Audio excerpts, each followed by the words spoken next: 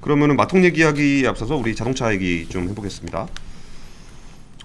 제가 질문해놓고도 큰일 날 뻔했다는 생각이 잠깐 들어가는. 권수님을 금감원으로. 아, 안돼 네. 무서워.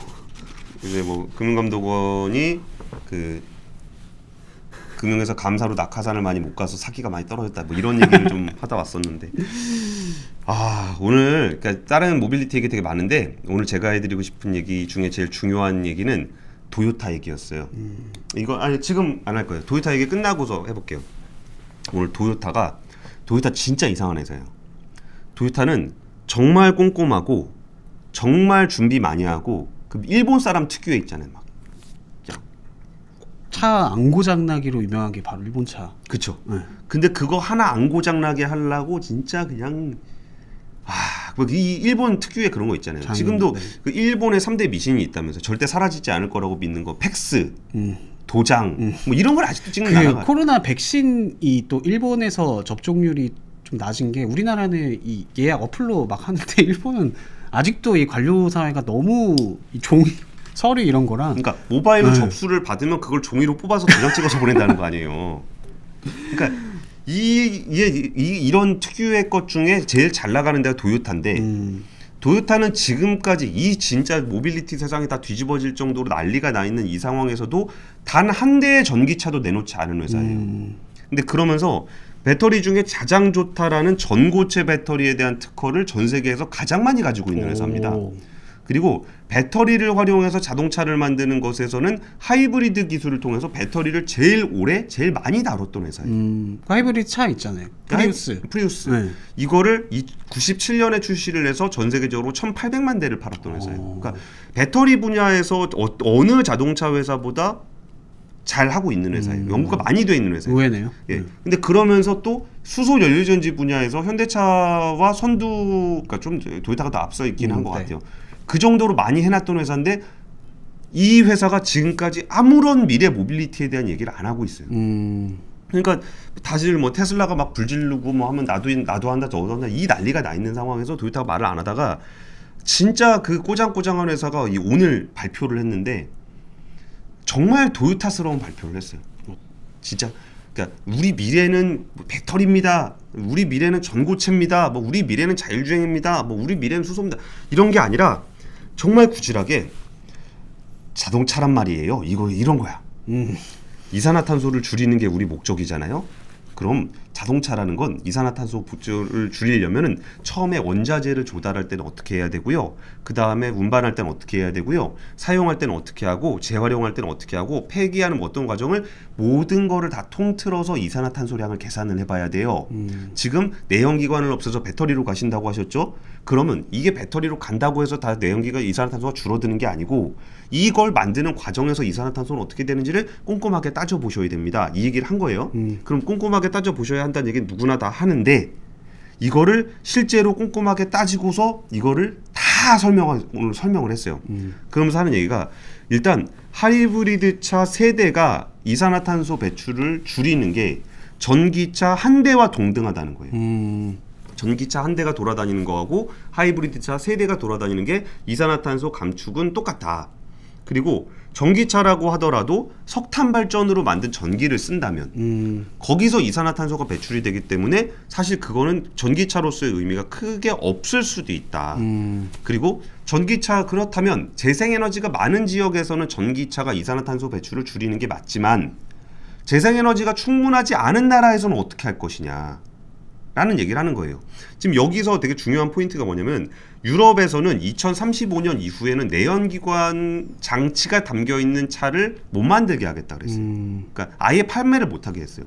그러면 하이브리드도 엔진이 들어가기 때문에 원래 하면 안 돼요. 그러니까 모든 자동차 회사들은 다 그렇게 생각한 거죠.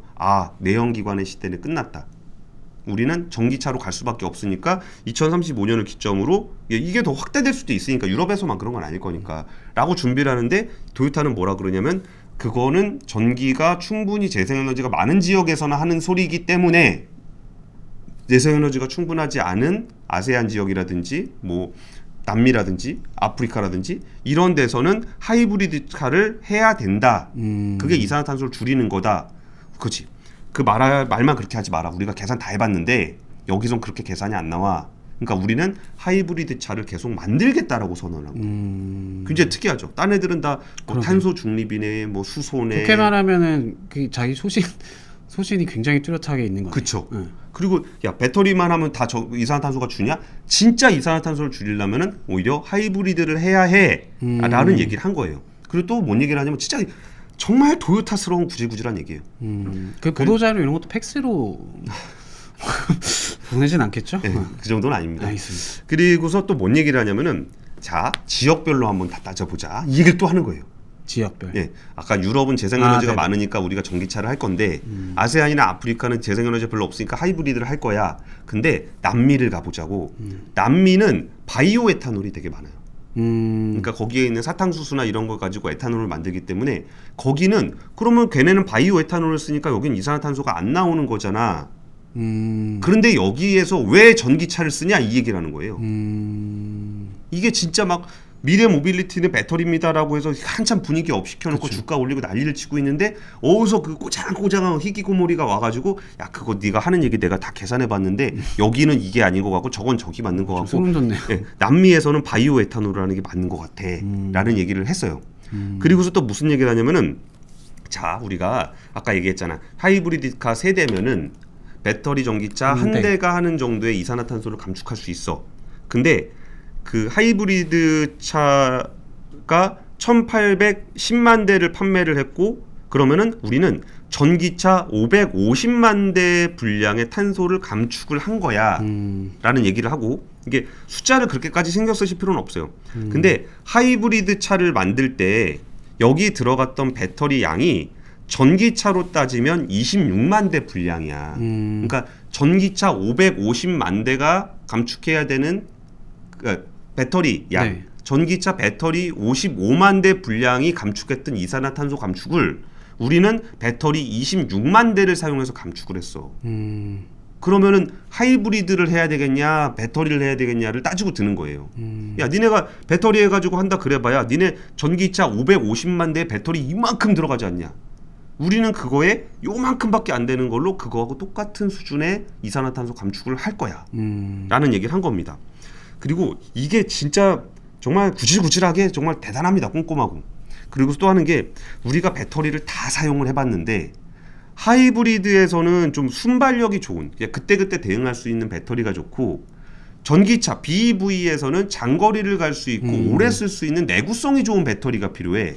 지금 전 세계는 지금 리튬이온 배터리를 얼마나 생산하냐 그리고서 뭐 테슬라는 지금 리튬이온 배터리를 얼마에 만드냐 폭스바겐은 내 반값 하겠습니다 테슬라 반값 하겠습니다 이 얘기하고 있는데 도요타는 야 우리가 이거 다 써봤는데 하이브리드에서 반응을 빨리빨리 할 수 있는 그런 차로 갈라 그러면 니켈 수소 배터리가 난 것 같아 라는 얘기를 해요.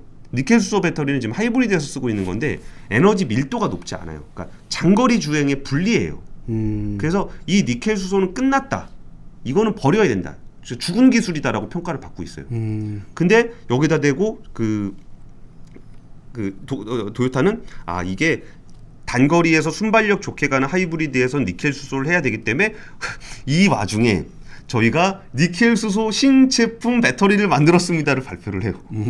남들은 지금 다 뭐 리튬이온 배터리, 하이니켈, 전고체 이런 얘기하고 있는데 우리는 옛날에 쓰던 그 니켈 수소의 신제품을 내는 거예요.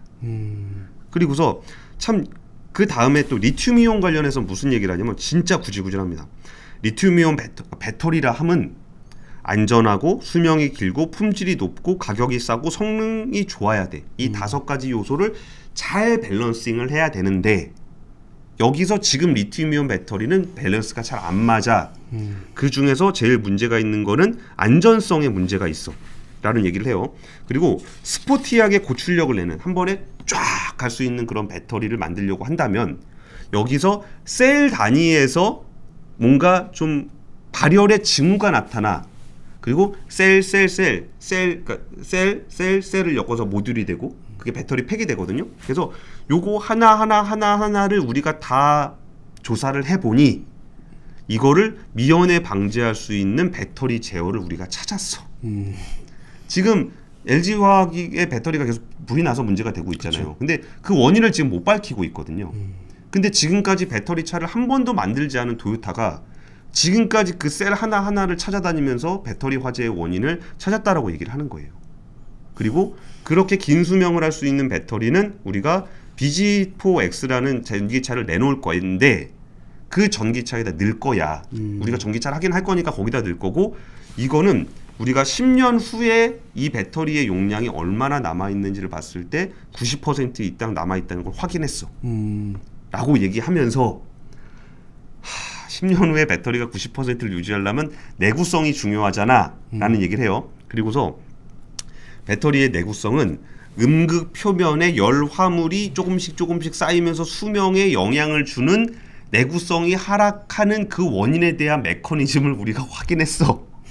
그래서 이것에 도요타 대학교 논문 발표 그리고 재료를 선정하고 이거 제어 시스템을 어떻게 만드는지까지 다 확인을 했어. 그리고 고품질을 낼 때, 그러니까 성능을 좀 좋은 걸 만들 때 이물질이 들어가면 불이 나는데 그 이물질이 어떤 형상이고 어떤 재질이고 어떤 크기를 영향을 주는지를 명확히 해서 우리가 배터리를 만들었어 라는 얘기를 하면서 지금 세 가지를 얘기했는데 우리가 얘기할 건 아직 훨씬 많아 라는 얘기를 했습니다. 그러니까 이 부분이 진짜 많은 고민을 하게 해요. 그렇죠. 저도 그러니까 좀 이게 뭐 소비자의 관점에서 이 하이브리드 어쨌든 도요타는 뭐 100% 전기차 이게 아니라 우리는 그 차라리 하이브리드 카를 더 많이 팔아서 이산화탄소를 줄이겠다. 예. 그게 핵심이잖아요. 사실 소비자 입장에서 봤을 때 저도 이제 전기차를 지금 제가 산다. 근데 고민이 드는 게 인프라 충전 인프라가 예. 이게 물론 요즘 잘 갖춰져 있긴 하지만 이게 분명히 큰 걸림돌이긴 하거든요. 예. 예를 들어서 서울에서 저희 집에서 뭐 휴가 때 뭐 부산을 간다. 가다 쓰면 어떡하지? 가다가 뭐 전기차 충전소 갔는데 막 차가 밀려 있고 막 1시간 2시간씩 이게 굉장히 걸림돌이 생각보다 크더라고요. 근데 만약에 예. 토요타가 얘기한 것처럼 하이브리드 카 정말 그 뭐 이 프리우스 어쨌든 프리우스도 뭐 지금 스테디셀러 굉장히 큰 성공한 자동차인 거잖아요. 만약에 이 프리우스라는 이 하이브리드 카 이걸 기점으로 뭔가 거기에 성능이 더 추가되고 심지어 전기차 충전소를 가지 않으면서 이산화탄소는 전기차만큼 줄일 수 있는 게 차가 나온다. 그럼 좀 고민할 것 같아요. 그러니까 네. 도요타 얘기는 지금 허인영 기자 얘기는 지금 단기적인 그렇죠. 시점에서도 네네네네. 말씀을 드렸던 건데 도요타는 우리 10년 후까지 한번 시뮬레이션을 해보자고 하는 거예요. 그러니까 10년 후에 오케이 유럽에선 재생에너지 잘 될 것 같아. 네네. 그래서 우리가 배터리차 내놓을 거야. 그 얘기를 하는 거고. 그리고 지금 뭐 테슬라는 배터리차만 있잖아요. 네. 그럼 네가 배터리차만 만들어서 지구를 구한다는 그 얘기는 사실이 아닌 것 같다라는 얘기를 하는 거예요. 현실을 봐라. 차라는 건 이런 거고 차에서 나오는 이산화탄소라는 건 이런 건데 네가 그냥 단순하게 배터리를 만들어서 한다는 얘기로 모든 것을 해결한다는 식의 얘기가 사실이 아닌 것 같다는 얘기를 하는 거예요. 근데 이게 도요타의 얘기가 맞는지 틀리는지는 사실 지나봐야 알아요. 그렇죠. 그러니까 도요타는 어떤 9세대의 유령일 수도 있어요.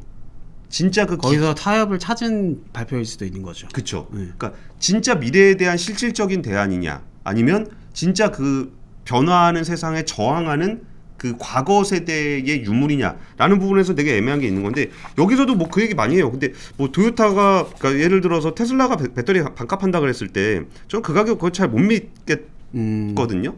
근데 도요타가 2020년대 후반 그러니까 한 28년 29년 되겠죠. 그때 배터리값 50% 절감하겠다고 발표를 했어요.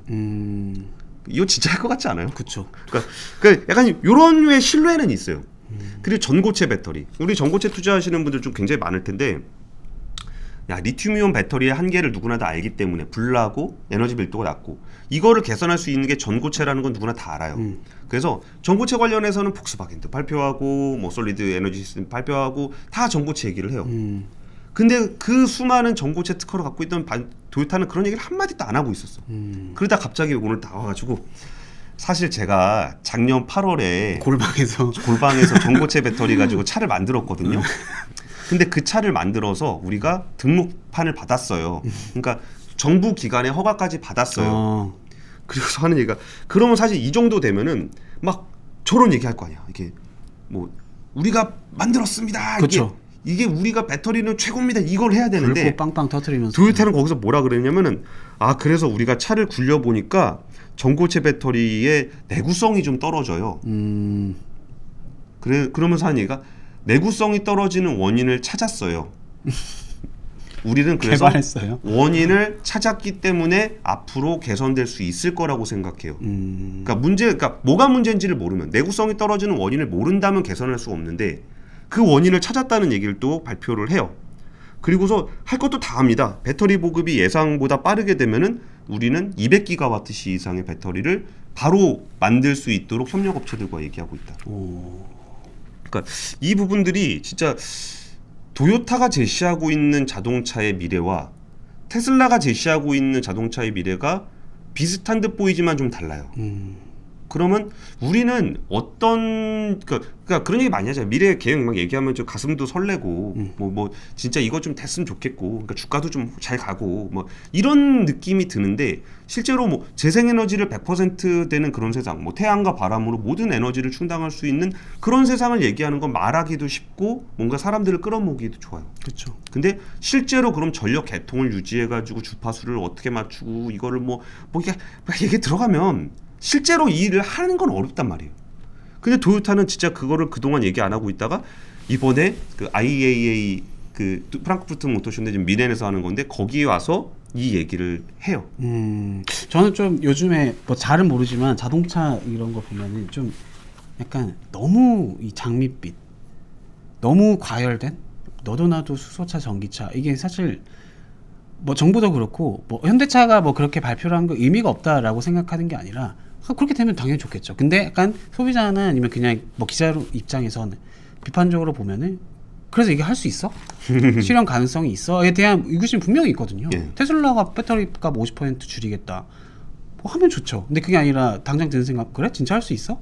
근데 토요타가 좀 이 발표를 권순희 기자 얘기한 거 들으면서 약간 환기를 시켜준? 그러니까 뭐 토요타라는 회사가 어디 듣보잡 자동차 회사도 아니고, 그렇죠. 회사도 정말 뭐 글로벌한 자동차 회사가 이런 결론을 내놓은 거는 좀 전세 글로벌 자동차 시장에서의 어떤 이 과열된 좀 약간 그런 거를 좀 하나 제동까지는 아니고 네. 좀 환기를 시켜주는 좀 그런 차원에서도 저는 의미가, 왜냐하면 이 발표로 인해서 정말 이 다시 한번 전기차에 대한 어떤 배터리, 뭐 리튬 배터리 같은 경우는 허간날 불나가지고 이 분명히 언젠가는 한 번쯤 이 수정이랄까 돼야 될 텐데 그 계기를 좀 한번 만들어 줄 수 있는 어떤 그런 발표가 되지 않을까? 좀 그런 생각이 들기도 하네. 그러니까 여기에 좀 좋은 의견들 많이 주셨어요. 좋은 마차를 만드는 기업은 다 사라졌다. 그러니까 도요타를 바라보는 시각은 이런 느낌이 저도 들어요. 그러니까 근데 테슬라는 자율주행이 안 되는 상황에서 차량을 공급해서 사람들이 손을 떼고 운전하게 만들고 거기서 생겨나는 데이터를 모아서 자율주행이 좀 더 근접하게 가는 인공지능을 개발하는 방식. 이 방식이 이게 표현이 좀 애매하긴 한데 도덕적으로 괜찮은 건가 그걸 잘 모르겠어요. 그러니까 배터리도 이게 어디까지 해보고 일단 네. 이게 진짜 불 나나 안 나나, 실험실에선 분명히 불이 안 났는데 네. 차를 계속 돌리다 보면 불이 나는지 안 나는지는 확실히 잘 모르겠어. 근데 해보니까 불이 나네, 개선해야지. 그리고 개선했는데 이래도 불이 나네. 그러면서 차근차근 완벽도를 높여가면서 상품을 출시하는, 그러니까 상품을 출시해놓고 완성도를 높여가는 방식이고, 도요타는 야, 차로차 불이 나면 안 되는 거 아니야? 그래서 구역 남들이 너 전기차 왜 만드냐? 그러면 저 뭐 관심은 있습니다. 뭐 만들고는 있습니다. 그러다가 이제 와서 이제 근데 우리가 해봤는데 이거 때문에 그런 것 같아요. 이제 좀 한번 해볼게요. 이런 얘기를 하고 있는 거거든요. 그러니까 이거는 거대한 그 두 패러다임의 충돌인 것 같아요. 근데 이런 경우에 대부분은 과거 지향적인 업체가 진 경우가 많아요. 코닥필름 같은 사건은 항상 미래는 도전하고 실패하고 더 위로 올라가는 기업들에게 기회를 줬어요. 근데 지금에 있는 그런 논리적 구조와 연구된 보고나 아니면 여기에 그 논리적 탄탄함, 개발의 수준은 도요타가 더 높은 생각은 들어요. 근데 누가 이길 것인가는 굉장히 우리가 흥미롭게 봐야 되는 관전 포인트가 될 것 같아요. 근데 시간이 제가 준비한 시간 지났는데 준비해오는 그림이 있어갖고 그냥 허인영 기자 시간을 조금만, 아니구나, 허인영 기자가 아까 많이 썼어요. 많이 썼죠? 네. 그럼 조금 더 해도 되겠네. 다른 자동차 얘기, 이번에 IAA에서 나왔던 건데 그 얘기 조금 할게요. 폭스바겐 얘기부터 해보려고 합니다. 그 IAA가 뭐냐면 맨날 프랑크푸르트 모터쇼라 그랬는데, 모터쇼라고 하면은 이제 보통 자동차잖아요. 네. 근데 프랑크푸르트 모터쇼가 이번에 미넨에서 열렸는데 자동차 얘기를 하는 기업이 없어요. 다 친환경, 자율주행 뭐 이런 걸 얘기하는데 이번에 폭스바겐에서 아이디라이프라는 컨셉카를 공개를 했어요. 귀엽네요. 어떤 느낌입니까? 베뉴랑 비슷한데 현대차 베뉴? 보단 큰 것 같은데. 네, 네. 되게 그냥 자동차 같이 생기지 않았어요? 그냥 자동차. 그렇죠. 네, 자동차 생겼죠. 그냥 야 자동차구나 그런 느낌. 네. 그러니까 이번에 폭스바겐이 무슨 얘기를 했냐면은 이 자동차의 특성 중에 하나가 유행을 타지 않는 디자인. 그러니까 폭스바겐을 한국말로 하면은 국민차거든요. 히틀러 때 만들었던 차 회사인데 와 진짜 폭스바겐 같다. 정말 무색무취하고 골프. 그러니까 그냥 비틀, 네. 골프 뭐 이런 느낌의 차를 그 미래 시대에 하겠다고 이렇게 내놨다는 게 와 이건 진짜 폭스바겐 같다. 근데 폭스바겐은 의외로 테슬라와 굉장히 비슷한 루트를 가고 있는 회사예요. 그러니까 여기에 이번에 그 CEO가 했던 얘기가 그러니까 자율주행이 제일 중요한 것 같다라는 얘기를 하면서 전기차 만드는 거는 내가 좀 생각보다 쉬웠다. 전기차 만드는 건 쉬웠는데 와 이게 소프트웨어와 자율주행을 하는 게 너무 어렵더라라는 얘기를 합니다. 그러면 이렇게 평범하게 생긴 차의 장점은 뭐냐면은 굉장히 싸게 만들 수 있어요. 그리고 많은 사람들한테 팔 수 있어요. 그러니까 호불호 없이 많은 사람한테 팔 수 있어요. 그 얘기는 뭐냐면 차는 거의 원가에 가깝게 팔 수 있다는 거예요. 그리고 그 차 안에서 자율주행과 소프트웨어를 통해서 그 소프트웨어로서 수익을 얻는 거예요. 그러니까 우리가 핸드폰이라 그러면 핸드폰은 우리가 삼성 핸드폰을 사지만 여기서 돈을 버는 건 예를 들어 넷플릭스라든지 뭐 이런 건 예. 스마트폰처럼 자동차도 그렇게 되는 거네요. 그렇게 될 거라고 네. 생각하는 거죠. 그렇게 되면은 자동차는 사실 공짜로 팔아도 된다는 거예요. 마진은 여기는 그냥 원가만 하고 막 2년 약정해가지고. 그렇지. 네.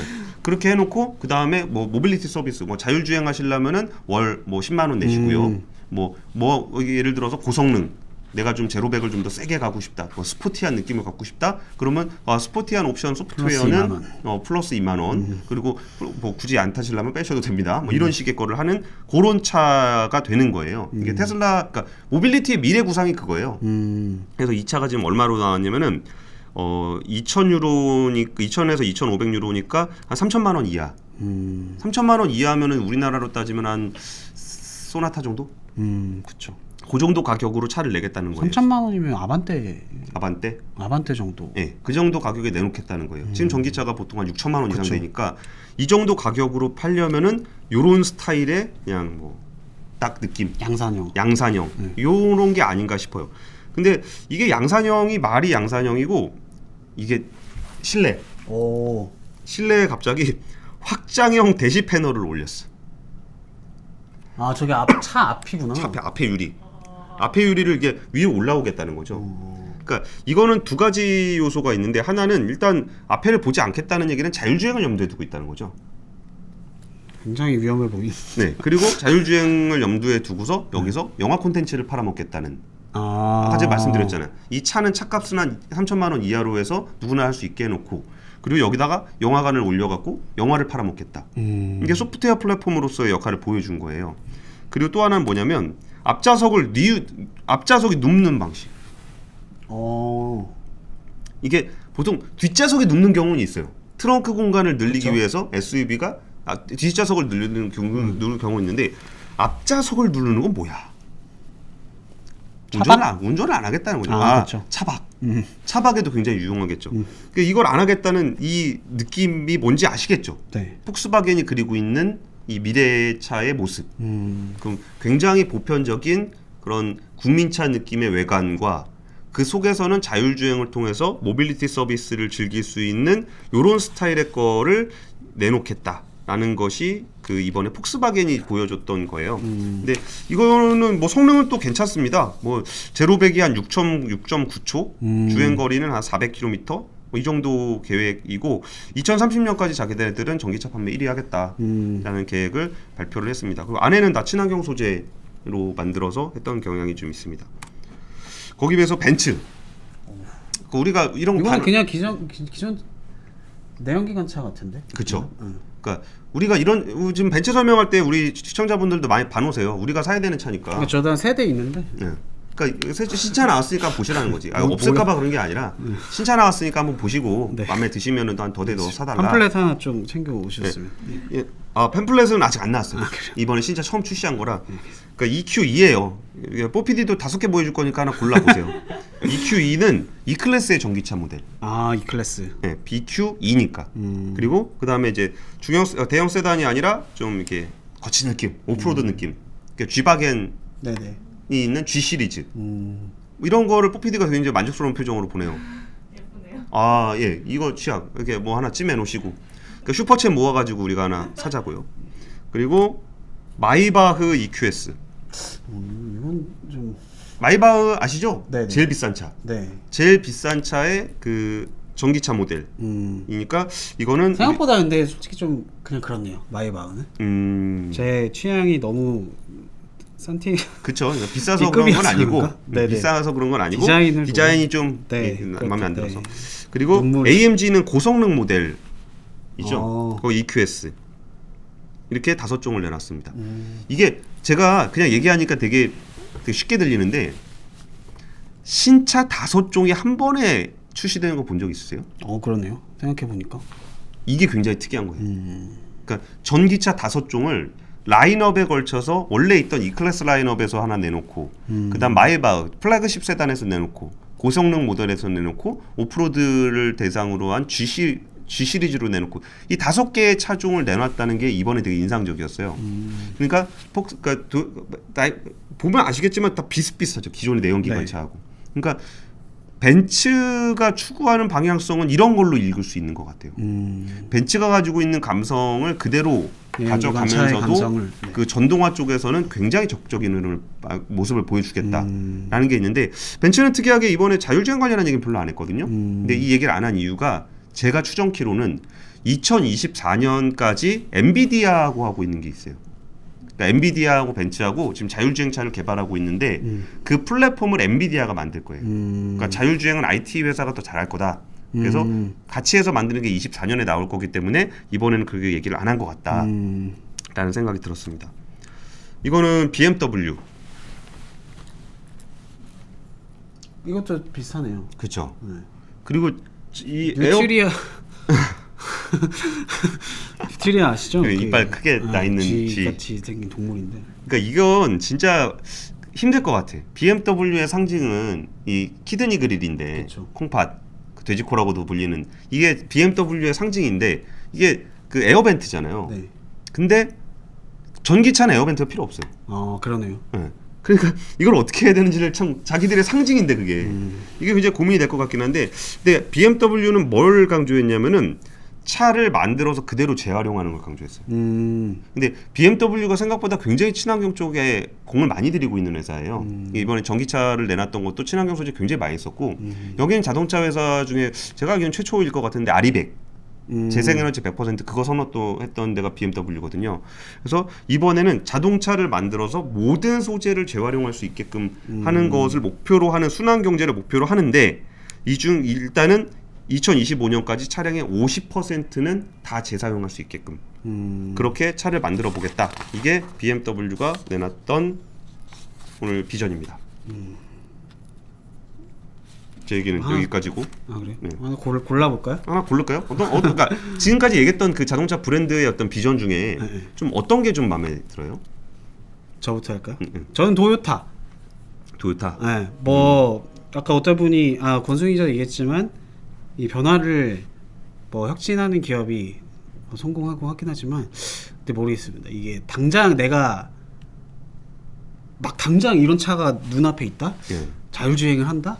그럼 약간 무서울 것 같기도 해요. 약간. 네. 물론 뭐 나중에 뭐 여러 사람이 타보고 안전해지면 저도 사겠지만 당장 만약에 제가 사야 된다 하면 그 도요타의 철학이 저는 나쁘진 않은 것 같아요. 뭐 국뽕 이런 게 아니라 그냥 제 그 약간 논리 제 이성으로 생각을 해서 하는 거기 때문에 너무 노여하지 말아주시기. 호피디는 지금 자동차 회사가 제시하는 비전 중에 좀 어떤 게 좀 마음에 들어요? 그러니까 오늘 현대차 비전은 뭐 말씀을 안 드리긴 했는데, 그러니까 이런 비전을, 그러니까 이게 미래라는 거는 우리가 전망을 하는 대상은 사실 아니에요. 그러니까 미래는 정해져 있는 것도 아니고 만들어가는 거거든요. 그쵸. 그럼 이 회사들이 자기들의 비전을 가지고 이것들 이렇게 계획을 실현해 나갈 거고 이 중에 소비자들의 선택을 받고 경쟁력을 가진 회사가 그 시장을 만들어 갈 거예요. 그러니까 우리가 이런 비전들을 좀 눈여겨볼 필요가 있는 부분은 우리가 투자를 할 때도 똑같아요. 그 사람들의 비전, 다양한 비전들을 보면서 그러니까 미래가 이렇게 될 거니까 이거 하는 기업을 투자해서 내가 돈을 벌어야 되겠다 이런 개념이 아니고 이 회사가 제시하는 이런 비전을 보고서 얘가 이거를 성공시킬 경쟁력이 있는 것 같다라고 하면 거기에 약간 장기 투자를 할 수 있는 그런 개념으로 좀 이해를 하신다면 우리의 미래 모빌리티 비전도 단순하게 그냥 이 차는 이렇구나 여긴 이렇구나가 아니라 이런 비전이 더 마음에 드는데 이걸 구현할 수 있다면 나는 저 비전이 더 좋은 것 같아 라고 인정받는 회사가 결국은 그 미래 모빌리티를 만들어내는 주역이 될 거다. 그런 말씀을 좀 드리고 싶습니다.